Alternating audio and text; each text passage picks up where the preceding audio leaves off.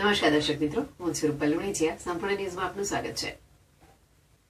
થરાદ નગરપાલિકા વિસ્તારના બોવાડામાં ગટરના ગંદા પાણી ઉભરાવાની સમસ્યાથી સ્થાનિક રહીશો ત્રાહિમામ પોકારી ઉઠ્યા છે.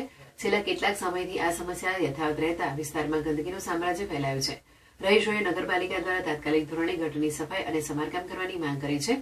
ગટરના પાણી રસ્તા ઉપર રેલાતા હોવાથી ભારે દુર્ગંધ ફેલાય છે, જેના કારણે સ્થાનિકોનું જીવન મુશ્કેલ બન્યું છે. ખાસ કરીને નજીકમાં બાલમંદિર આવેલું હોવાથી નાના બાળકોને ગંદા પાણીમાંથી પસાર થઈને શાળાએ જવાની ફરજ પડી રહી છે, જે તેમના સ્વાસ્થ્ય માટે જોખમી છે. બોવાડા વિસ્તારના રહીશોએ જણાવ્યું હતું કે અમારા વિસ્તારમાં ગંદકીની ગંભીર સમસ્યા છે. છેલ્લા 2-4 મહિનાથી આ સ્થિતિ છે. ગંદકી એટલી બધી વધી ગઈ છે કે અહીં રહેવું મુશ્કેલ બન્યું છે અને શાંતિથી જમવું પણ શક્ય નથી. બાળકો બાલમંદિરે કેવી રીતે જાય તે મોટો પ્રશ્ન છે. રહીશોએ વધુમાં ઉમેર્યું કે અમે આ બાબતે નગરપાલિકામાં અનેકવાર ફરિયાદ કરી છે, પરંતુ કોઈ કાર્યવાહી કરવામાં આવતી નથી. બજારમાં દબાણો હટાવવામાં આવે છે, પરંતુ અમારા વિસ્તારની ગંદકી દૂર કરવા કોઈ પગલાં લેવાતા નથી. પાણી અને ગંદકીનો ત્રાસ અસહ્ય બન્યો છે.